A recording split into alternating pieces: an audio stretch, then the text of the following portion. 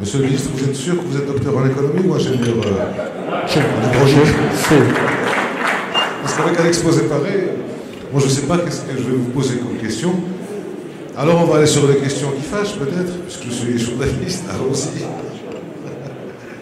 Alors la première question c'est, est-ce que c'est vous qui faites du bon travail dans ce gouvernement ou alors c'est les autres qui n'ont pas fait le leur?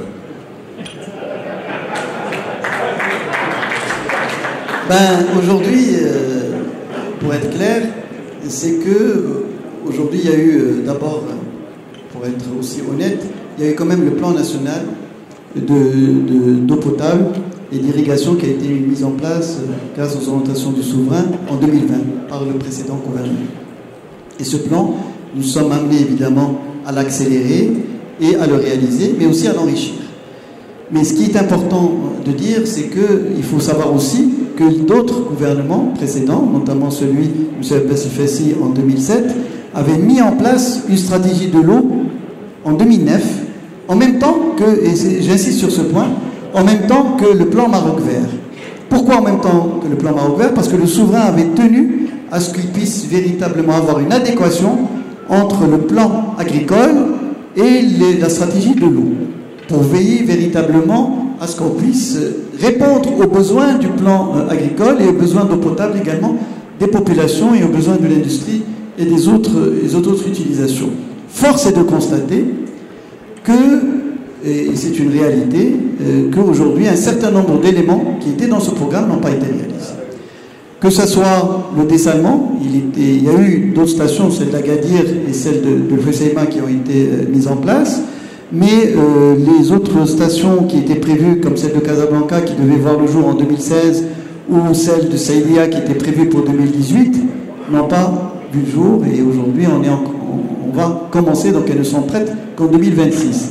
Deuxième élément, il y avait aussi un certain nombre de barrages qui étaient prévus, qui n'ont pas été réalisés, mais surtout les petits barrages qui ont été véritablement été le parent pauvre du bilan des gouvernements précédents. Et troisième élément aussi, qui est un axe important de la stratégie, c'est aussi l'alimentation des nappes souterraines artificielles, où il y avait tout un programme qui était prévu, qui n'a pas vu le jour. Et sans parler évidemment de l'aspect demande qui reste en fait globalement, mis à part les efforts qui ont été faits au niveau de l'irrigation pour la conversion en fait de l'irrigation gravitaire vers l'irrigation goutte à goutte, le reste en fait n'a pas vu le jour. Donc tout ça pour dire qu'aujourd'hui, je ne dis pas que les gouvernements précédents ont failli, je dis que dans ce cadre-là, il y avait un certain nombre de choses qui étaient prévues, qui n'ont pas vu le jour, parce que peut-être il y avait d'autres priorités et aussi que les moyens peut-être étaient limités. Ce qui est important pour nous, et c'est ça en fait l'essentiel, c'est ce que nous sommes en train de faire et on le fait avec tous. Et je tiens à dire, parce que c'est aussi un élément important, qu'aujourd'hui au niveau de la commission parlementaire et au niveau du Parlement, tous les partis politiques de la majorité et de l'opposition nous appuient dans la mise en œuvre de cette stratégie. C'est vraiment, et d'ailleurs le souverain avait beaucoup insisté là-dessus, donc sur cette question, lors de l'ouverture du Parlement, on dit qu'il ne faut pas qu'il y ait de surenchère sur la question de l'eau, parce que la question de l'eau est une affaire de tous, et aujourd'hui je peux dire et je peux en témoigner qu'aujourd'hui nous avons le soutien de tous pour la réalisation de ce programme. Et bien sûr, le plus grand soutien, c'est celui du souverain, grâce, je dirais, à ses orientations et grâce à son appui et son suivi. Comme vous avez constaté, nous avons eu déjà 2 réunions présidées par le souverain autour de cette question de l'eau, sans parler de la réunion au Parlement où il a donné des grandes directives sur la question. Vous avez dit aussi tout à l'heure que quand on fait une politique d'urgence, c'est qu'on a failli quelque part. Avec tout ce que vous avez développé en 40 minutes, c'est exhaustif. Est-ce que c'est une politique d'urgence ? Ou alors c'est une politique qui va s'inscrire dans le long terme de manière à ce qu'on ne revienne pas dans les mêmes travers, sachant que, petit exemple, à côté de nous, pas très loin, à Barcelone, en 2008-2009, je pense qu'il y avait une extrême sécheresse, enfin à peu près une vingtaine de mois. Là, maintenant aussi, justement, c'est là où je voulais arriver, c'est qu'avec tout ce qui a été fait, il y a eu du dessalement qui a été fait, il y a eu des camions citernes, enfin c'était dans l'urgence, et là ils sont encore dans le problème. Qu'est-ce qui vous permet de penser, alors qu'est-ce que vous faites pour que dans 15 ans, dans 20 ans, on ne retombe pas là-dedans ? Oui, vous avez raison de soulever cette question et c'est exactement le propre de ce que nous faisons. Et je dois vous dire que nous sommes en train de travailler sur la réactualisation de la stratégie 2030 qui avait été validée par le souverain, pour voir où est-ce qu'on a failli et qu'est-ce qu'il faut faire. Et nous sommes en train de préparer les plans régionaux, donc à l'horizon 2050, et le plan national de l'eau qui verra jour par la suite grâce à la consolidation de ce qui a été fait. Et en fait, toutes les actions que nous sommes en train d'entreprendre s'inscrivent dans le long terme. Et j'insiste beaucoup sur cette question. Nous introduisons, en fait, je dirais, des composantes de la stratégie de long terme que nous sommes en train de mettre en place. Et c'est dans ce cadre-là qu'il y a, en fait, je dirais, court terme au service du long terme. C'est exactement l'approche qui a été adoptée. Et pour expliquer un peu cela de manière assez rapide, c'est que finalement, en mettant l'accent sur le dessalement et grâce en fait aux mobilisations, et pour répondre aussi à une question qui risque d'être soulevée, comment nous allons financer tout ça, grâce à la mobilisation des partenariats publics-privés, grâce à la mobilisation du souverain en personne, qui a présidé et qui a signé avec le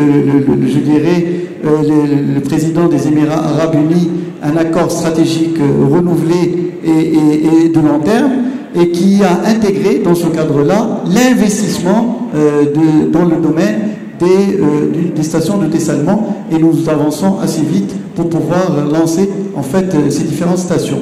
Et puis, bien sûr, il y a le partenariat public-privé qui a été mis en place dans d'autres stations, comme vous l'avez vu, que ce soit à Agadir, que ce soit à Dakhla, et aujourd'hui à Casablanca. Et tout ça, en fait, s'inscrit dans le cadre de la mise en œuvre de cette problématique.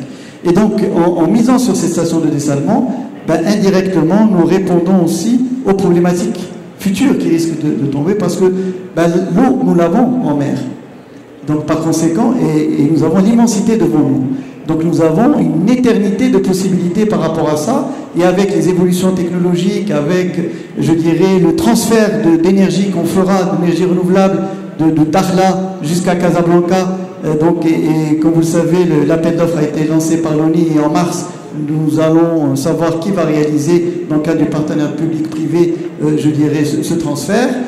Aujourd'hui, nous allons avoir la possibilité d'avoir ces eaux, je dirais, donc renouvelées à moindre coût, et qui pourront aussi, je dirais, cette eau dessalée à moindre coût, et qui va nous permettre de dégager de l'eau supplémentaire pour nos campagnes, pour nos villes intérieures, et pour, je dirais, donc les besoins également de l'agriculture. Donc c'est ça, en fait, cette vision de long terme. Et d'autre part, parce que c'est aussi une question que beaucoup se posent, c'est de dire aujourd'hui, oui, mais pourquoi on continue à faire des barrages? Ça coûte cher, et finalement, il n'y a pas d'eau. Donc, quel est l'intérêt de faire des barrages? Comme vous le savez, quand on parle de changement climatique, nous nous inscrivons dans une logique de phénomènes extrêmes. Et le Maroc est l'un des pays qui va être le plus touché par le changement climatique, comme tous les rapports qui ont été réalisés au niveau international le montrent. Et dans ces conditions, ça veut dire que nous allons avoir des années très sèches, mais nous allons avoir des années où il y aura beaucoup d'inondations. Vous savez, quand on a des inondations, et quand on a beaucoup d'apports en eau, cela va nous permettre de remplir nos barrages. C'est ce qui est arrivé en 2010, où nous avons eu un taux de remplissage qui est même arrivé à 100%, et qui nous a permis de tenir 4 ans, 5 ans, quel que soit en fait le niveau de pluviométrie. Et c'est ça en fait l'intérêt des barrages, c'est qu'elles permettent de stocker cette eau et d'assurer et de garantir en fait un minimum je dirais, d'eau pour nos populations et pour les besoins de l'agriculture et de l'industrie. Donc c'est un peu les schémas dans lesquels nous inscrivons. Et c'est véritablement cette logique d'optimisation donc sous contrainte, où on intègre l'aspect, je dirais, mobilisation de l'eau, eau conventionnelle, eau non conventionnelle, où on intègre l'aspect également, je dirais, donc de l'économie de l'eau, et où on intègre aussi l'aspect préservation des nappes souterraines. Alors vous avez cité des chiffres, mentionné des chiffres, je voudrais revenir un peu dessus, 150 barrages pour 20 milliards de mètres cubes. Donc, et 20 milliards de mètres cubes, si j'ai bien compris, c'est une année de ressources en eau. C'est bien ça? Non, en fait, 20 milliards de mètres cubes, c'est par rapport à nos besoins et par rapport à ce que nous réalisons, si on est véritablement dans les 100%, ça permet de couvrir plus d'une année.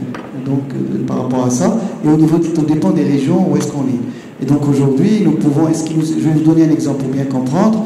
Aujourd'hui, dans la région de Zagoula, nous avons eu des apports assez importants qui nous ont permis de couvrir 4 ans de ressources en eau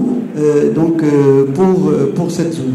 De la même manière, nous avons eu dernièrement un niveau de pluviométrie de 13 millions de mètres cubes donc au niveau d'Agadir Nord et donc la région de Tarazout qui nous permet de couvrir 1 année et demie de nos besoins de consommation puisqu'on consomme 9 millions de mètres cubes par an. Donc en fait, les chiffres globaux n'ont pas de sens. C'est la raison pour laquelle je considère qu'il faut absolument territorialiser nos politiques parce que la situation des différentes zones est différente.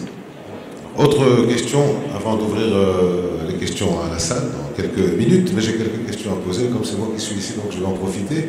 L'énergie que vous allez utiliser, vous avez parlé de financement, d'accord? Pour l'énergie, comment, avec quoi, enfin, quelle sera la source d'énergie? Et on a parlé aussi d'uranium, où c'est qu'on en est là-dessus? Alors, 2 choses. D'abord, l'énergie dont on parle aujourd'hui, c'est de l'énergie renouvelable, et on parle essentiellement de l'éolien, qui est le moins cher, et également de l'énergie solaire.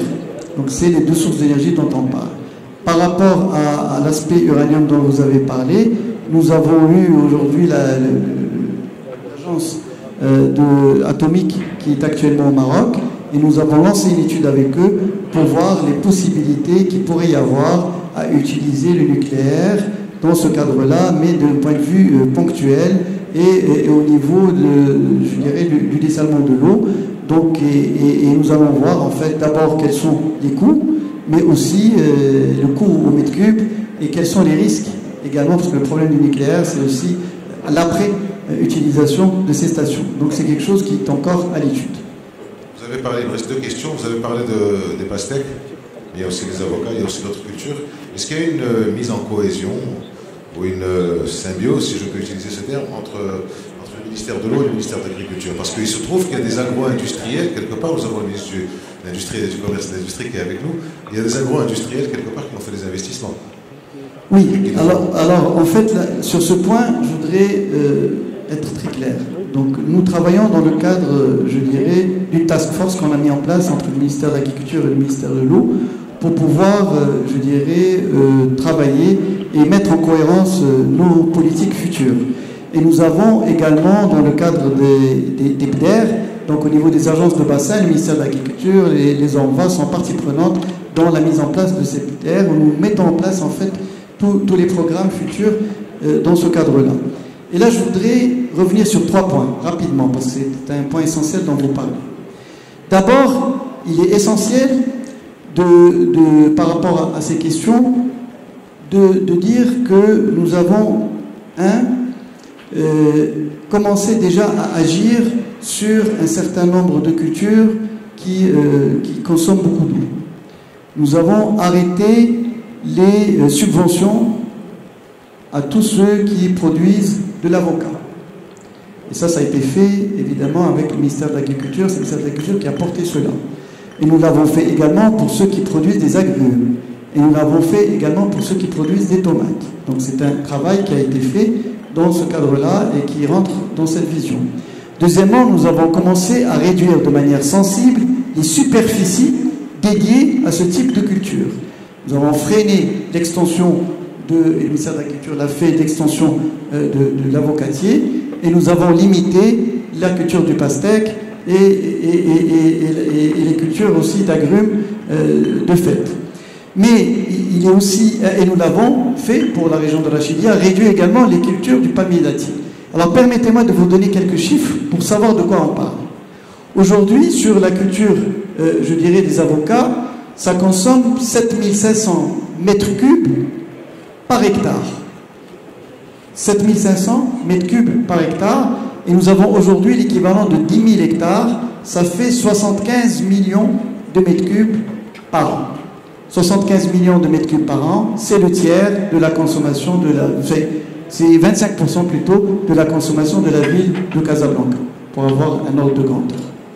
Donc voilà, je dirais, la situation des avocats. Mais bon, quand on parle du palmier dattier, ben, il consomme 15 000 à 20 000 mètres cubes par hectare. Et nous avons 67 600 hectares. Et donc, vous réfléchissez avec moi, donc de quoi on parle à ce niveau. Donc, on est autour de 130 millions, entre 100 et 130 millions de mètres cubes par an. Donc, on est déjà à 40% de la consommation de la ville de Casablanca.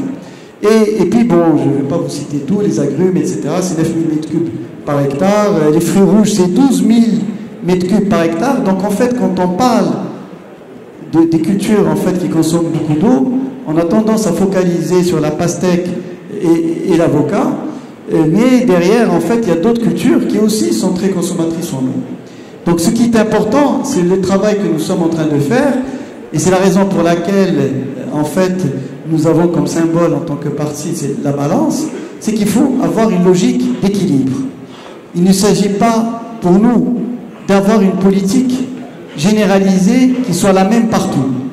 Nous avons des endroits où nous avons suffisamment d'eau pour pouvoir capter et pouvoir réaliser ce type de culture.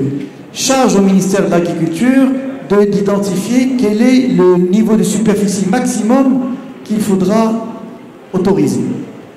Parce qu'il faut absolument réguler ce type de culture. De la même manière, nous avons certaines zones où ce type de culture ne sont pas acceptables parce que nous n'avons pas les nappes souterraines et les capacités d'eau à même de répondre à ces besoins. Et aujourd'hui, c'est cette logique sur laquelle nous travaillons et c'est la raison pour laquelle nous considérons que le ministère de l'Agriculture, et il est conscient de cela et nous travaillons ensemble là-dessus, a besoin d'adapter la politique agricole par rapport à la réalité hydrique qui est la nôtre aujourd'hui. Et aussi, il y a un besoin d'identifier et de revenir à la vocation agricole des territoires, en fonction des capacités hydriques, mais aussi en fonction de la qualité des sols, en fonction du type de technique aussi qui pourrait être utilisé, en fonction de la salinité. Donc tous ces éléments réunis devraient nous permettre d'avoir une politique qui soit équilibrée, où nous avons besoin, parce que nous avons besoin de ces cultures aussi pour les besoins du marché intérieur, mais aussi surtout pour l'export, et nous avons besoin d'avoir une balance alimentaire qui soit équilibrée. Je peux vous dire que la balance alimentaire était excédentaire. Aujourd'hui, elle redevient déficitaire. Le taux de couverture de nos exportations, là je reprends ma casquette économiste, de nos exportations, de couverture de nos importations par nos exportations, il est redescendu autour de 80% alors qu'on était excédentaire par le passé. Donc cette situation aussi, donc on a besoin aussi de cela pour répondre à nos besoins de devises, mais aussi pour faire en sorte à ce qu'il y ait une péréquation sur les prix pour que le citoyen marocain ne soit pas, je dirais, affecté par, je dirais, cette exportation. Donc il y a besoin d'avoir des quotas qui soient donnés pour le marché intérieur.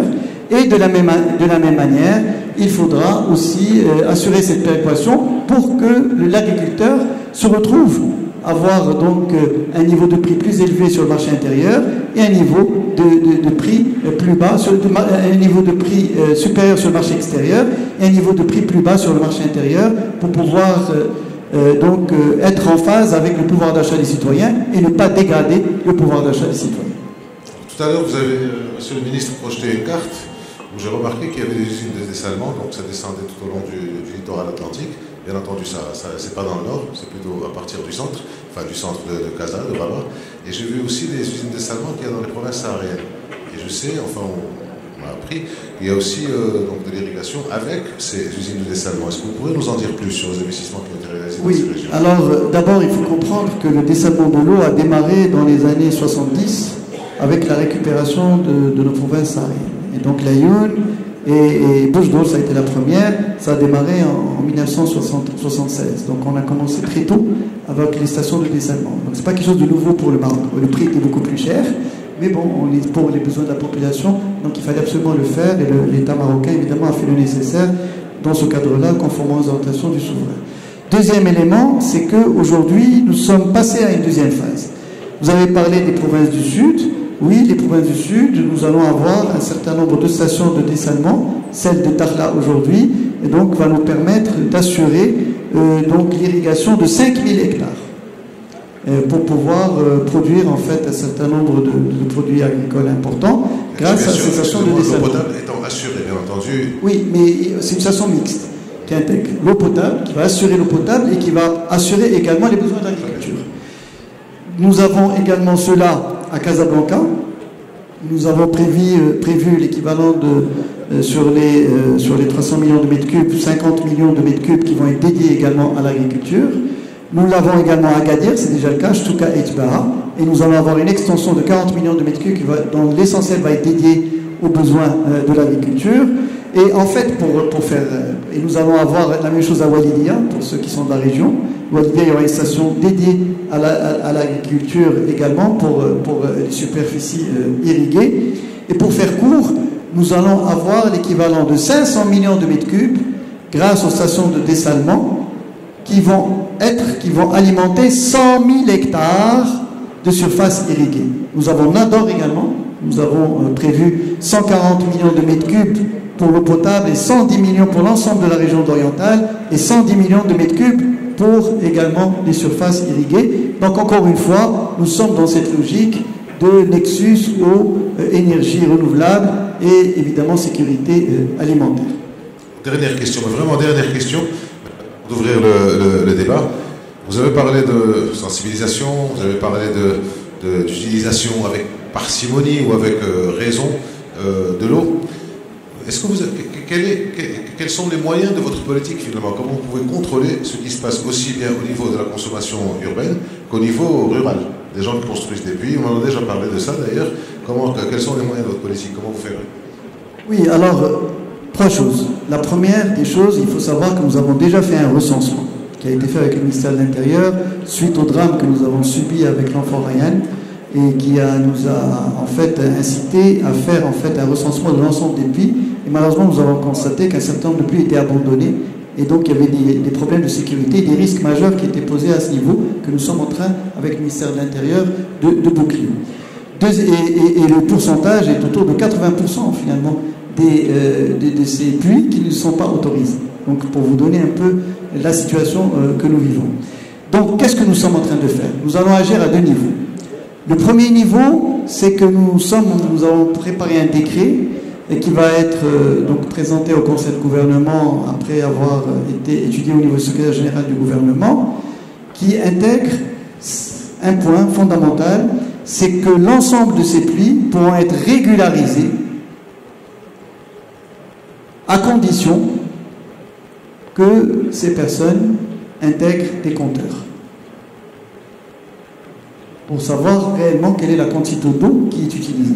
Parce que ce qui est important, comme je vous l'ai dit, c'est d'avoir la réalité des nappes souterraines et de cette exploitation de ces nappes pour avoir une programmation qui soit bien claire et bien identifiée. Deuxième élément essentiel, c'est que nous avons changé le mode opératoire. C'est que nous avons intégré un nouveau décret qui a été adopté au Conseil de gouvernement en décembre dernier, où nous avons introduit le statut de celui qui fait les forages, du foreur. Alors le statut du foreur consiste en quoi? C'est que n'importe qui ne peut pas être foreur. Il doit répondre à un certain nombre de conditions. Et donc c'est le ministère qui va donner l'autorisation de devenir foreur. Deuxièmement, tout foreur doit absolument respecter la législation, évidemment. Et donc, pour forer, il doit s'assurer qu'il y a une autorisation de forage. Et s'il fait un forage sans autorisation, c'est lui qui sera poursuivi. Donc, il devient responsable. Troisième élément, il doit aussi introduire et s'assurer des conditions de sécurité de son forage. Demain, s'il y a un enfant qui tombe dans ce forage, et que parce qu'il n'a pas mis en place les conditions de sécurité, c'est lui qui sera poursuivi, et ça peut être très grave. Et donc aujourd'hui, nous avons cherché à limiter en fait ce type de situation par rapport à cette problématique future. Et quatrièmement, comme je l'ai dit, avec le travail qui est en train de se faire dans le cadre des contrats de nappe, nous allons aussi imposer la mise en place des compteurs et donc qui nous permettra de connaître la réalité des choses, sans parler du cadastre eau avec la conservation foncière qui va nous donner encore une idée encore plus précise de cette situation. Et pour ne rien vous cacher, aujourd'hui, nos amis de l'agence de la conservation foncière, il se trouve que nous sommes aussi, en tant que ministère, amenés à gérer les carrières, nous ont mis à notre disposition les drones pour pouvoir connaître la réalité des choses. Et je peux vous dire que les drones nous donnent, je dirais, une situation très précise de ce qui se passe. Merci, Monsieur le Ministre. Donc on ouvre le débat, mais avant, il y a quelque chose sur laquelle je voudrais revenir. Monsieur le Ministre, ici présent, on a parlé plusieurs fois de ces autoroutes de l'eau, que ce soit en discussion comme ça, face-to-face, que ce soit à la télé, que ce soit un peu partout. Et il y a toujours une certaine modestie ou retenue de ce ministre-là quand il part d'un projet qui a pris 8 mois pour relier sur 70 km à peu près 2 bassins qui sont le Boulgnac avec la prévision de le relier aussi et de servir Casa, 6 milliards de dirhams et tout ça avec une ingénierie marocaine, avec tous les travaux d'ingénierie ont été faits, sauf peut-être pour les tuyaux parce qu'on n'avait peut-être pas le temps. Ce que je vous demande simplement, c'est d'applaudir ce travail, cet exploit qui a été fait et qu'on peut être fier de ça. On n'est pas toujours, Monsieur le Ministre est très humble et modeste, mais on va l'applaudir parce que moi personnellement j'étais content de ça et je vois que vous aussi. Alors on ouvre.